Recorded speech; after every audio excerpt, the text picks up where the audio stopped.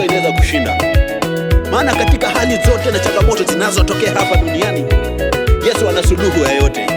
Wewe mtegemee, maana hakuna jambo ambalo ni zito kumshinda yeye. So wewe mfuate yeye. Twende.